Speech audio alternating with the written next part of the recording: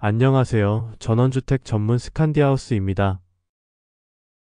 은퇴 후의 삶을 생각할 때 전원주택을 떠올리는 사람들이 적지 않습니다. 시골에 땅이 있거나 없다면 매입해서라도 나만의 전원주택을 지어 살고 싶은 사람들이죠. 그런데 전원주택을 새로 짓는 경우에도 세금 문제를 고민해 봐야 합니다. 신축주택에도 취득세가 붙고 이후 발생하는 보유세는 물론 양도소득세까지도 대비해 두는 것이 좋거든요. 전원주택 신축 시에 알아둬야 할 세금 문제에 대해 알아보겠습니다. 신축주택 취득세는 땅값, 공사비에도 부과되나요? 모든 건축물의 취득가격은 토지가격과 건축물 가격의 합계입니다.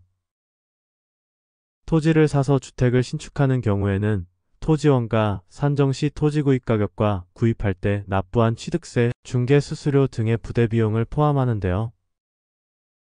노후화된 주택을 사서 즉시 철거한 후에 주택을 신축하는 경우에는 노후주택의 건물 가격도 토지 가격에 반영될 수 있습니다.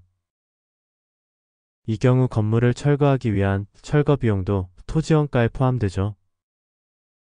만약 오래전부터 보유하고 있던 토지에 주택을 신축하는 경우에는 해당 토지 취득 시점의 취득원인에 따라 토지의 가격이 달라집니다. 토지를 매매로 취득했다면 취득 시 매입원가 및 제반 비용이 원가로 반영되고 상속이나 증여로 취득한 경우에는 상속세 및 증여세법에 따라 평가한 금액이 토지의 취득원가가 되죠. 건축물 가격도 건축주가 직접 공사를 진행하는 경우와 공사업체에 외주를 맡기는 경우로 나눠서 볼 수 있어요.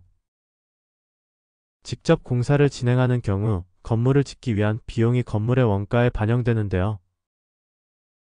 설계 감리비, 원재료, 노무비, 전력 공급 및 상하수도 등 외주 공사비 등이 원가에 반영되는 비용이죠. 보통 전원주택에 관심이 있는 분들 상당수가 외주업체에 맡기는 편인데요. 건축을 외주업체에 맡기는 경우에는 외주업체와 계약한 금액이 건물원가가 됩니다. 토지 취득세와 신축 건물 취득세는 따로 내나요? 토지를 매입하는 시점과 건물이 지어지는 시점이 다르기 때문에 취득세는 토지와 건물 따로 신고하고 납부합니다. 취득세는 취득원인에 따라 적용되는 세율이 다른데요. 토지를 매입하는 것이 유상거래이므로 유상거래 취득세율인 4%가 적용되고요. 전원주택을 짓는 행위는 원래 없던 건물을 새로 짓는 것으로 원시취득이라고 합니다. 주택의 원시취득세율은 2.8%입니다. 상속받은 시골집을 리모델링해도 취득세를 내나요? 건축법에서 정의하는 리모델링은 건축물의 노후화를 억제하거나 기능을 향상하는 등을 위해 대수선하거나 건축물의 일부를 증축 또는 개축하는 행위를 말하는데요. 리모델링을 해서 건물의 면적이 증가하는 경우에는 증가된 부분에 대해 원시취득세율인 2.8%로 취득세를 부담합니다. 전원주택을 별장으로 쓴다면 세금도 달라지나요? 전원주택이 주택수에 포함되는 상시주거용인지 아니면 별장처럼 사용되는지에 따라 취득세와 보유세, 양도세가 달라질 수 있습니다. 상시주거용 전원주택이라면 취득 시 일반주택의 취득세율 원시취득 2.8%이 적용되는데요. 별장으로 구분되는 경우에는 사치성 재산으로 중과세율 10.8%이 적용될 수 있습니다. 지방세법에서의 별장은 늘 주거용으로 쓰지 않고 휴양 피서놀이 등의 용도로 사용하는 건축물과 그 부속 토지를 말하는데요. 다만 읍면지역의 일정 규모에 해당하는 농어촌 주택과 부속 토지는 별장으로 보지 않습니다. 재산세도 주거용 전원주택은 일반 주택의 0.1에서 0.4% 재산세율이 적용되지만 별장은 4%로 높은 재산세를 부담합니다. 주거용 전원주택은 이렇게 주택분 재산세가 부과돼 종합부동산세 과세 대상 주택에 해당하는데요. 이에 따라 보유주택의 공시가격 합계가 6억 원 이상, 1주택은 11억 원 이상이면 종부세를 납부해야 합니다. 하지만 별장은 종부세 제외 대상이라는 특징도 있습니다. 전원주택을 팔 때의 세금도 신경을 쓰지 않을 수 없는데요. 주거용 전원주택은 양도소득세 계산 시 보유주택수에 포함되기 때문에 2주택 이상인 경우 중과세율을 적용받을 수 있습니다.